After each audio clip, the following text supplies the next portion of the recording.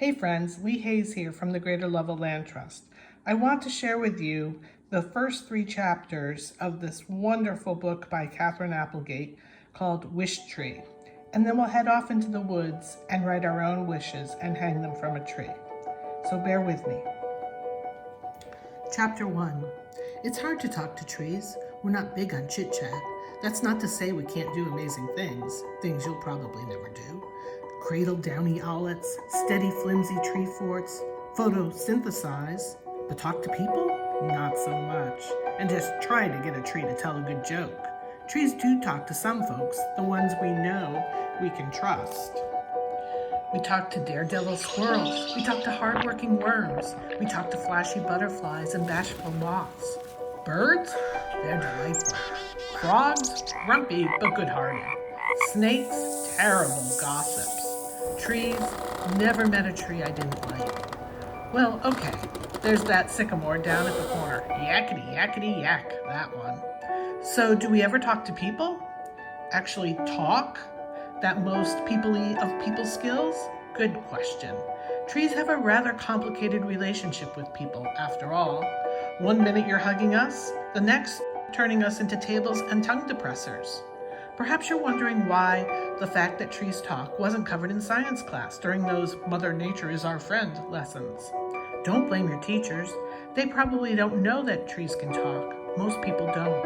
Nonetheless, if you find yourself standing near a particularly friendly-looking tree on a particularly lucky-feeling day, it can't hurt to listen up. Trees can't tell jokes, but we can certainly tell stories.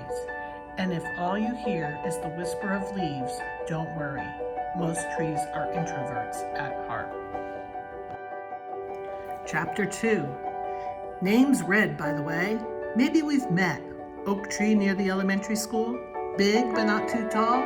Sweet shade in the summer. Fine color in the fall. I am proud to say I'm a northern red oak, also known as Quercus rubra.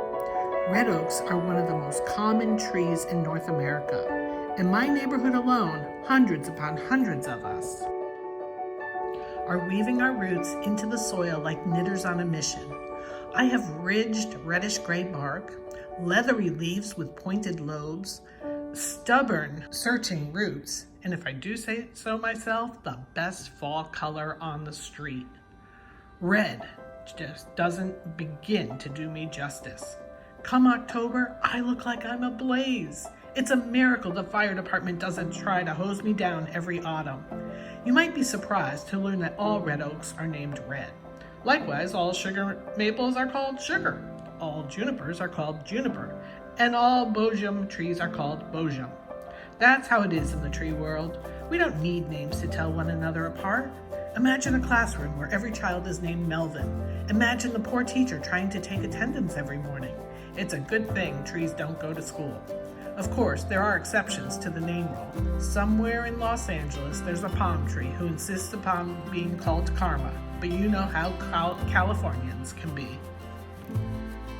Chapter 3. My friends call me Red, and you can too. But for a long time, people in the neighborhood have called me the Wish Tree.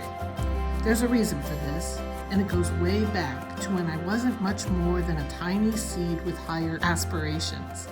Long story.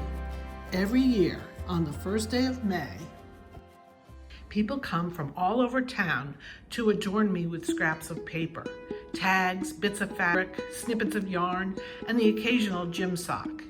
Each offering represents a dream, a desire, a longing. Whether draped, tossed, or tied with a bow, they're all hopes for something better.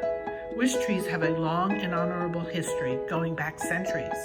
There are many in Ireland where they are usually hawthorns or the occasional ash tree, but you can find wish trees all over the world. For the most part, people are kind when they visit me. They seem to understand that a tight knot might keep me from growing the way I need to grow. They are gentle with my new leaves, careful with my exposed roots. After people write their hope on a rag or a piece of paper, they tie it onto one of my branches. Usually they whisper the wish aloud. It's traditional to wish on the 1st of May, but people stop by throughout the year. My oh my, the things I've heard.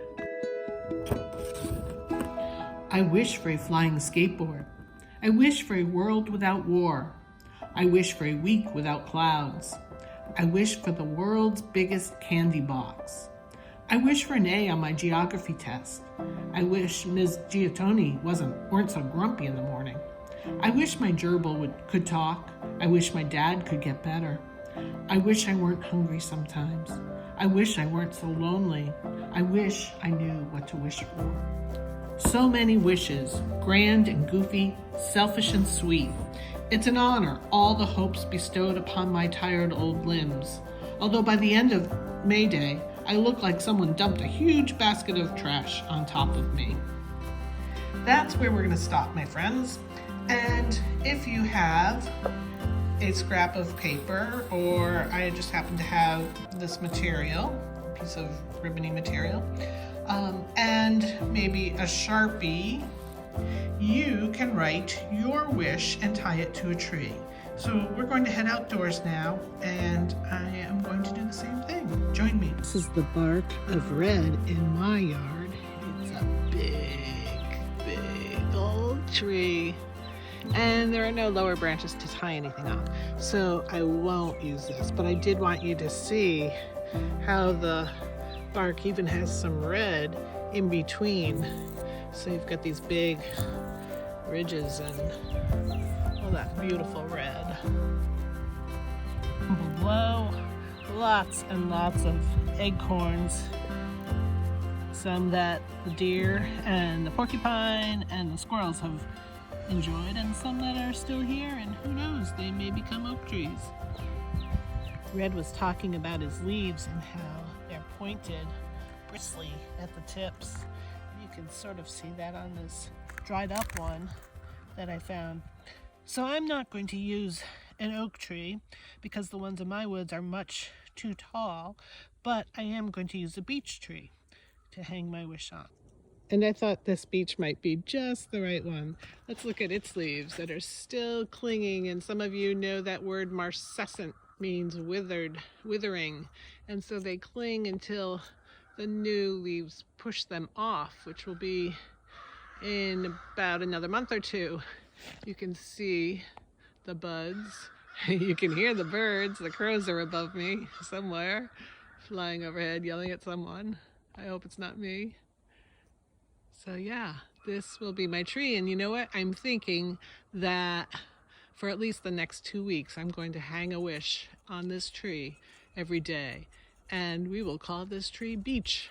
So you simply start by writing I wish, and then you write the rest of your wish. And then you tie your wish to the tree, and you whisper what you wrote.